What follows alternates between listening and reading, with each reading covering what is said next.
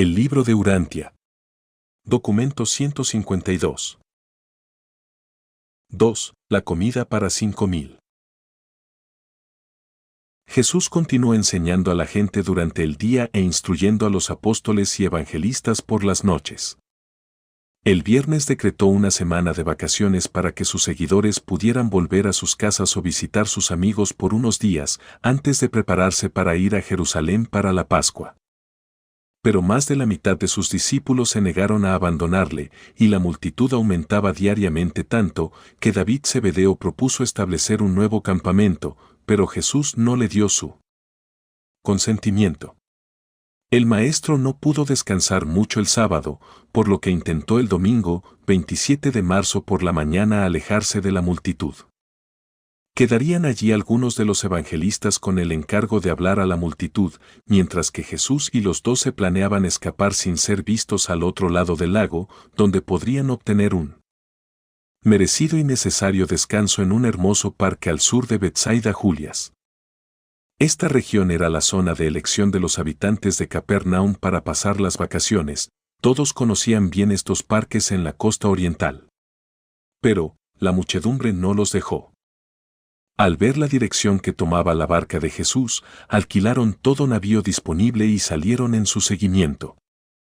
Los que no consiguieron embarcaciones partieron a pie, caminando alrededor del lago por el norte. Al caer la tarde, más de 1.000 personas ya habían ubicado al maestro en uno de los parques, y él les habló brevemente, y después de él habló Pedro.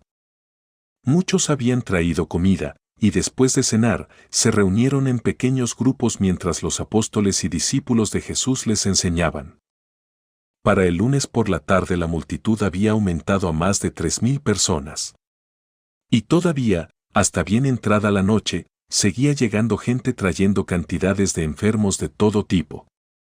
Cientos de interesados habían planeado parar en Capernaum, camino de la Pascua, para ver y oír a Jesús, y no había forma de que se resignaran a no verlo.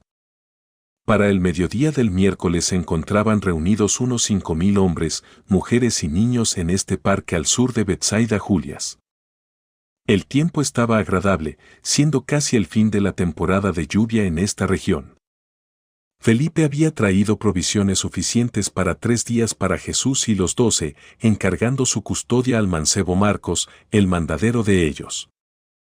Para la tarde de este día, el tercero para casi la mitad de esta multitud, ya prácticamente se había acabado la comida que había traído la gente. David Zebedeo no contaba aquí con una ciudad de tiendas que pudiera alimentar y cobijar a las multitudes. Tampoco había provisto Felipe alimentos para tan grande multitud. Pero la gente, aunque hambrienta, no se iba. Se rumoreaba en voz baja que Jesús, deseando evitar problemas tanto con Herodes como con los líderes de Jerusalén, había elegido este lugar tranquilo, fuera de la jurisdicción de todos sus enemigos, considerándolo el sitio adecuado para ser coronado rey. El entusiasmo de la gente aumentaba de hora en hora. Nadie dijo una sola palabra de esto a Jesús, aunque, por supuesto, él sabía todo lo que estaba pasando.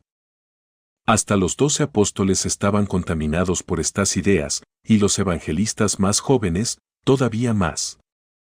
Los apóstoles que estaban a favor de la idea de proclamar rey a Jesús eran Pedro, Juan, Simón el Celote y Judas Iscariote. Los que estaban en contra de este plan eran Andrés, Santiago, Natanael y Tomás. Mateo, Felipe y los gemelos Alfeo no tenían opinión decidida. El cabecilla de esta conspiración para coronarlo rey era Joab, uno de los jóvenes evangelistas. Esta era pues la situación a eso de las 5 de la tarde del miércoles, cuando Jesús pidió a Jacobo Alfeo que llamara a Andrés y Felipe. Dijo Jesús, ¿qué vamos a hacer con la multitud? Ya hace 3 días que están con nosotros, y muchos entre ellos tienen hambre. No tienen comida.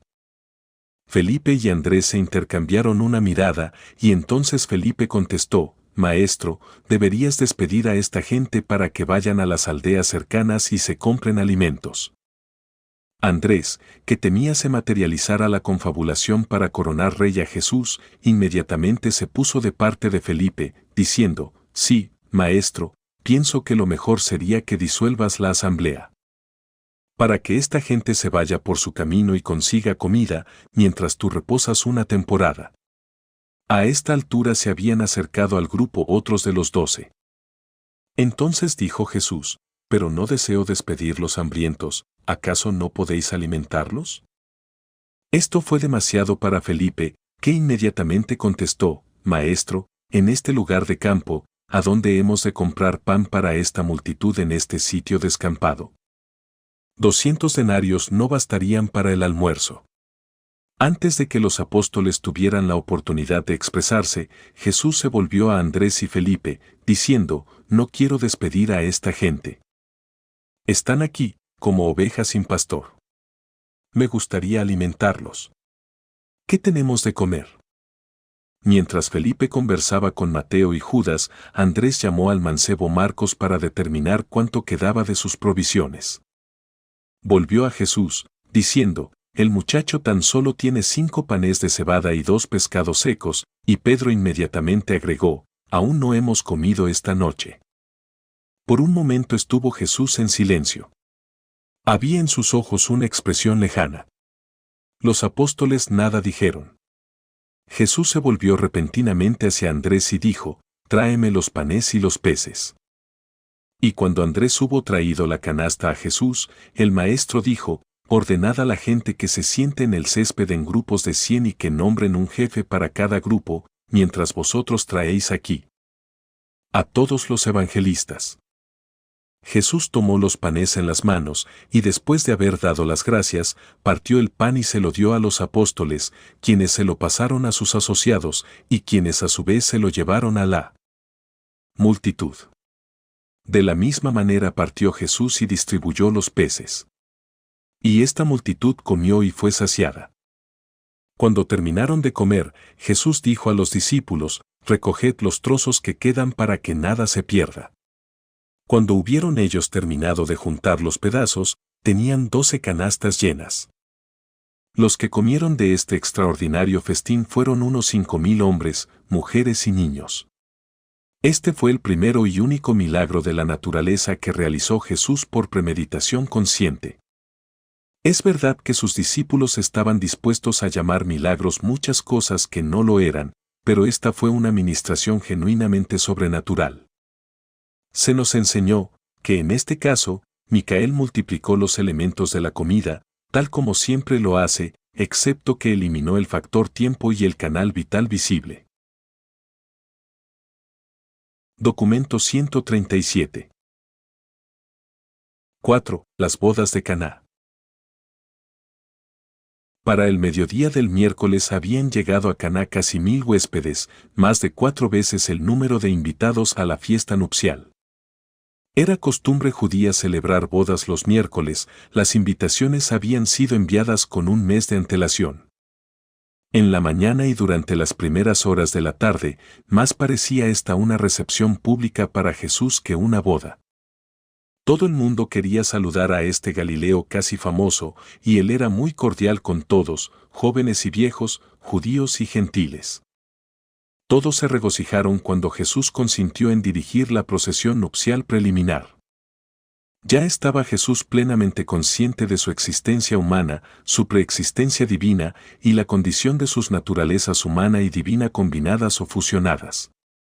Con perfecto equilibrio podía él al mismo tiempo jugar su papel humano o inmediatamente asumir las prerrogativas de la personalidad de la naturaleza divina.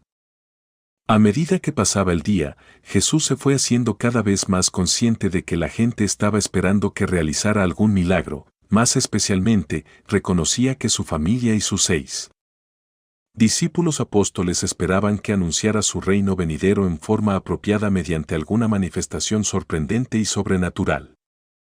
En las primeras horas de la tarde María llamó a Santiago, y juntos se atrevieron a acercarse a Jesús para preguntarle si estaba dispuesto a compartir el secreto, si les diría a qué hora y en qué punto en relación con las ceremonias de la boda tenía planeado manifestarse como el sobrenatural.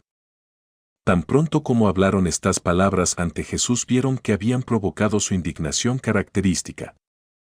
Solo dijo, si me amáis, estad dispuestos a aguardar mientras espero la voluntad de mi Padre que está en el cielo.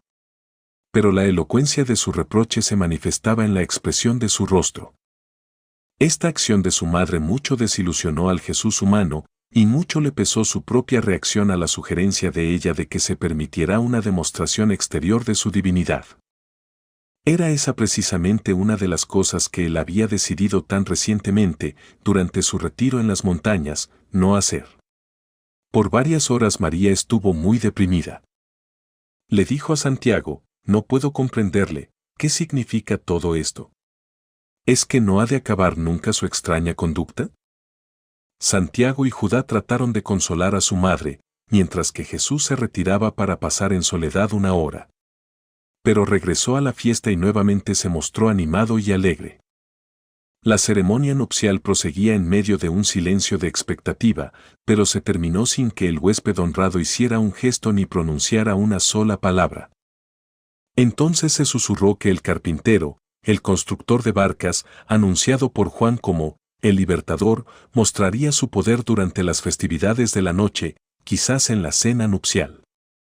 Pero toda esperanza de tales demostraciones fue borrada de la mente de los 6 discípulos apóstoles cuando los juntó un momento antes de la cena nupcial y con gran intensidad les dijo, no penséis que he venido a este lugar para obrar milagros para la gratificación de los curiosos o para convencer a los incrédulos.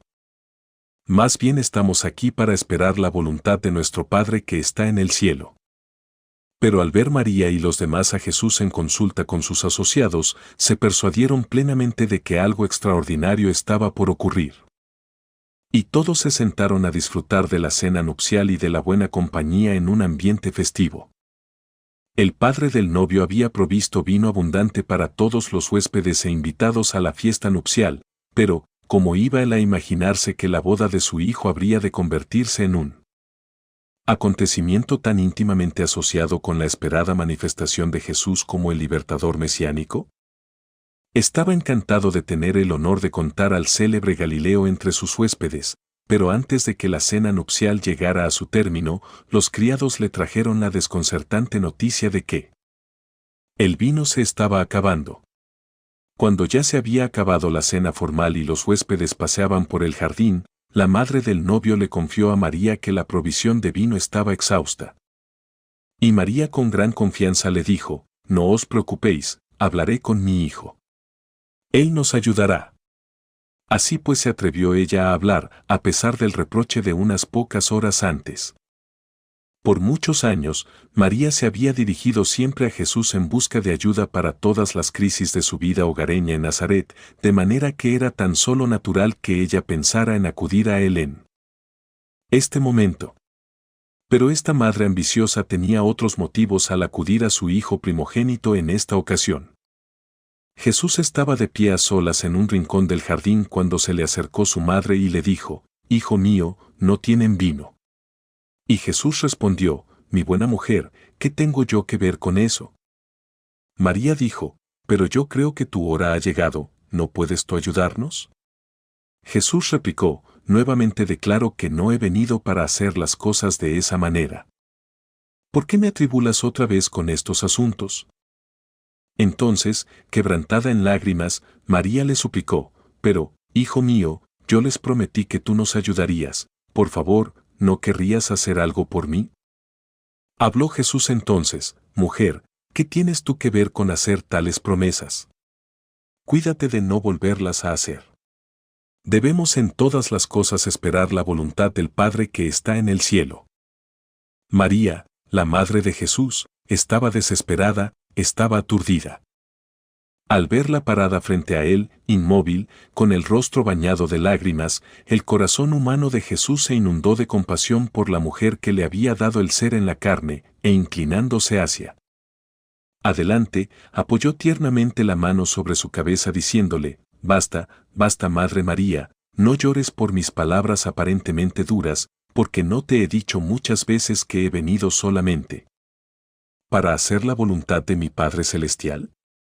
Con cuánta alegría haría yo lo que me pides si fuera parte de la voluntad de mi Padre». Y Jesús se detuvo de pronto, vacilando. María pareció percibir que estaba sucediendo algo. Le arrojó impulsivamente los brazos al cuello, lo besó, y corrió hasta donde estaban los criados diciendo, «Lo que mi hijo os diga, así lo haréis». Pero Jesús no dijo nada. Se daba cuenta de que él ya había dicho, o más bien había deseado, demasiado. María danzaba de júbilo. No sabía cómo se produciría el vino, pero confiaba en que finalmente había persuadido a su hijo primogénito a afirmar su autoridad, atreverse a manifestarse y reclamar su posición y exhibir su poder mesiánico. Y, debido a la presencia y a la asociación de ciertos poderes y personalidades universales que todos los allí presentes ignoraban completamente, ella no habría de ser defraudada. El vino que deseaba María y que Jesús, el Dios hombre, humana y compasivamente también había deseado, se estaba produciendo. Había allí cerca 6 grandes vasijas de piedra, llenas de agua, con capacidad para unos 80 litros cada una. El agua estaba destinada a las ceremonias finales de purificación de la celebración nupcial. La conmoción de los criados alrededor de estas enormes vasijas de agua, bajo la atareada dirección de su madre, atrajo la atención de Jesús, que al acercarse, observó que estaban vertiendo vino en jarras de las ánforas de agua. Gradualmente Jesús se fue dando cuenta de lo que había sucedido. De entre todas las personas que estaban presentes en la fiesta matrimonial de Caná, Jesús era el que más sorprendido estaba. Otros habían esperado que él obrara un prodigio, pero eso era precisamente lo que se había propuesto no hacer. Y recordó entonces el Hijo del Hombre la admonición de su ajustador del pensamiento personalizado en las montañas. Recordó que el ajustador le había advertido acerca de la incapacidad de todo poder o personalidad de privarlo de su prerrogativa creadora de ser independiente del tiempo. En esta ocasión, los transformadores del poder, los seres intermedios, y todas las demás personalidades requeridas estaban reunidas junto al agua y a los otros elementos necesarios y en presencia del deseo expreso del soberano creador del universo, no había forma de evitar la aparición instantánea del vino. Este acontecimiento se confirmaba doblemente pues el ajustador personalizado había significado que la ejecución del deseo del Hijo no representaba en modo alguno una contravención de la voluntad del Padre. Pero este no fue en ningún sentido un milagro. No se había modificado, abrogado, ni trascendido ninguna ley de la naturaleza. No sucedió nada sino la abrogación del tiempo en asociación con la acumulación celestial de los elementos químicos que se requieren para la elaboración del vino. En Caná, en esta ocasión, los agentes del Creador hicieron vino tal como lo hacen mediante procesos naturales ordinarios, excepto que lo hicieron independientemente del tiempo y con la intervención de las agencias sobrehumanas en cuanto a acumular en el espacio los ingredientes químicos necesarios. Además, era evidente que la realización de este llamado milagro no era contraria a la voluntad del Padre del Paraíso, pues de otra manera no hubiera ocurrido, ya que Jesús se había sometido en todas las cosas a la voluntad del Padre. Cuando los criados llevaron este nuevo vino y se lo ofrecieron al padrino, el maestro de ceremonias, y cuando lo hubo probado, se dirigió al novio, diciéndole, es costumbre servir el buen vino primero y, cuando los huéspedes han bien bebido, ofrecer el fruto inferior de la vid, pero tú has guardado el mejor vino para la culminación de la fiesta. María y los discípulos de Jesús muchos se regocijaron ante el supuesto milagro, que pensaban Jesús había llevado a cabo intencionalmente, pero Jesús se retiró a un rincón solitario del jardín y se puso a meditaciones serias durante breves momentos. Finalmente decidió que el episodio estaba más allá de su control personal bajo las circunstancias en que se produjo y, no siendo adverso a la voluntad de su padre, era inevitable. Cuando apareció nuevamente entre los invitados, todos lo contemplaron con temor, todos creían en él como el Mesías. Pero Jesús estaba dolorosamente perplejo, sabiendo que creían en él solo debido al suceso extraño que inadvertidamente habían presenciado. De nuevo se retiró Jesús a la azotea de la casa para meditar sobre los sucesos que acababan de pasar. Ya comprendía Jesús plenamente que debería mantenerse continuamente en guardia para que sus sentimientos de simpatía y lástima no produjesen una repetición de episodios de esta naturaleza. Sin embargo, muchos eventos semejantes ocurrieron antes de que el Hijo del Hombre se despidiera definitivamente de su vida mortal en la carne. Documento 145. 3. La curación a la puesta del sol. Cuando Jesús y sus apóstoles se preparaban para compartir su cena al terminarse este sábado memorable, ya en Capernaum y sus alrededores había cundido la curiosidad y la zozobra por los así llamados milagros de curación, y todos los que estaban enfermos o afligidos empezaron a prepararse para ir a donde Jesús o para que sus amigos los llevaran allí en cuanto se pusiera el sol. Según las enseñanzas judías, no está permitido ni siquiera ir en busca de salud durante las horas sagradas del sábado. Así pues, tan pronto como el sol desapareció detrás del horizonte, decenas de hombres, mujeres y niños afligidos se encaminaron a la casa de Zebedeo en Betsaida. Un hombre salió con su hija paralítica en cuanto se ocultó el sol tras la casa de su vecino. Los acontecimientos de todo ese día venían preparando el escenario para este extraordinario espectáculo a la puesta del sol. Hasta el texto que Jesús eligiera para su sermón de la tarde parecía sugerir que la enfermedad se desterraría. Él había hablado con tanta autoridad y poder. Y tan apremiante había sido su mensaje. Sin apelar a la autoridad humana, había hablado directamente a la conciencia y al alma de los hombres. Sin recurrir a la lógica ni a la sutileza legal, ni a la elocuencia ingeniosa, había apelado poderosa, directa, clara y personalmente al corazón de sus oyentes. Ese sábado fue un gran día en la vida de Jesús en la tierra y en la vida de un universo. Para el universo local, la pequeña ciudad judía de Capernaum era en ese momento realmente la capital de Nevadón. El puñado de judíos que se encontraban en la sinagoga de Capernaum no eran los únicos en escuchar las palabras estremecedoras con que Jesús concluyó su sermón: el odio es la sombra del temor, la venganza, la máscara de la cobardía. Tampoco podían los oyentes olvidar sus palabras benditas, que declaraban: el hombre es hijo de Dios, no es hijo del diablo.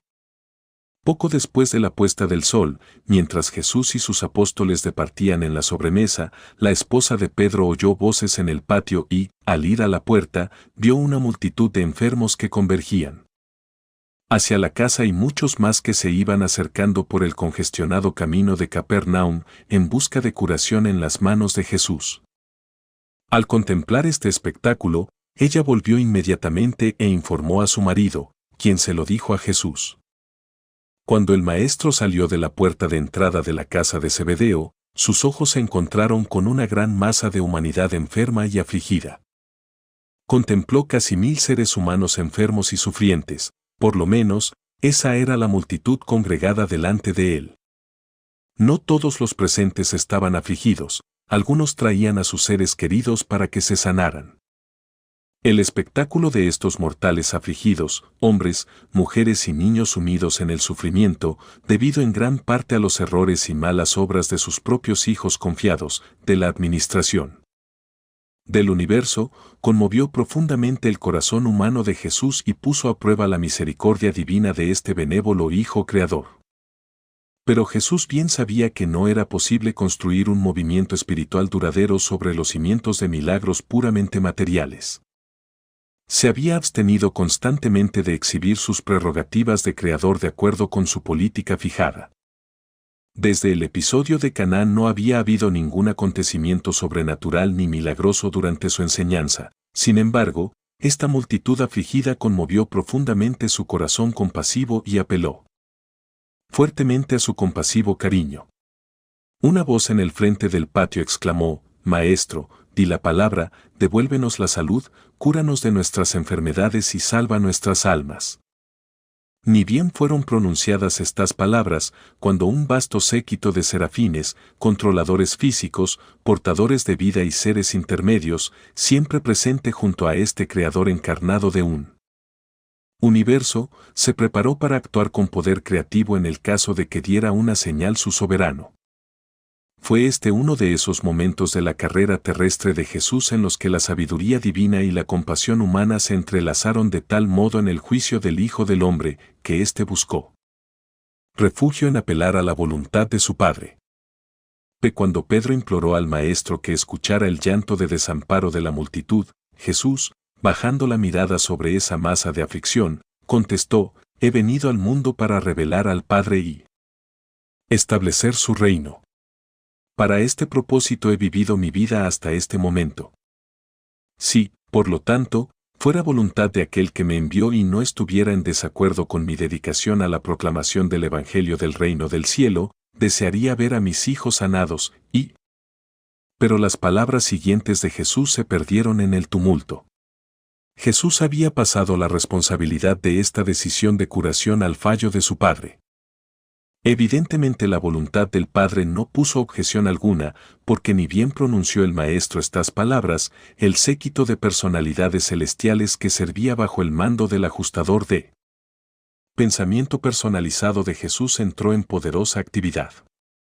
El vasto séquito descendió en el medio de esta multitud abigarrada de mortales afligidos, y en un instante de tiempo 683 hombres, mujeres y niños fueron sanados, perfectamente curados de todas sus enfermedades físicas y de otros trastornos materiales. Un espectáculo semejante no se había visto en la tierra nunca antes de este día, ni tampoco después.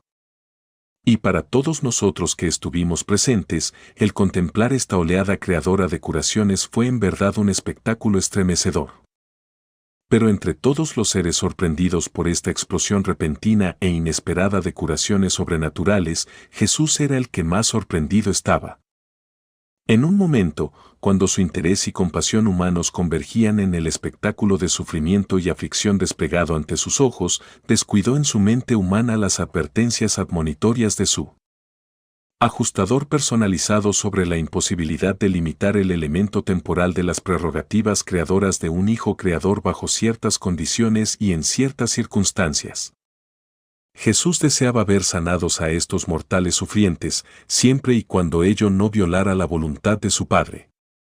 El ajustador personalizado de Jesús falló instantáneamente que dicho acto de energía creadora en ese momento no transgrediría la voluntad del Padre del Paraíso, y por esa decisión, en vista de la expresión del deseo de sanar que la había precedido, el acto creador se hizo realidad. Lo que un hijo creador desea y lo que es voluntad del Padre, se hace realidad. Durante el resto de la vida de Jesús en la tierra no volvió a darse ningún otro episodio de curaciones físicas en masa. Como era de esperarse, la fama de estas curaciones en Betsaida de Capernaum a la puesta del sol se difundió a lo largo y a lo ancho de Galilea, de Judea y más allá.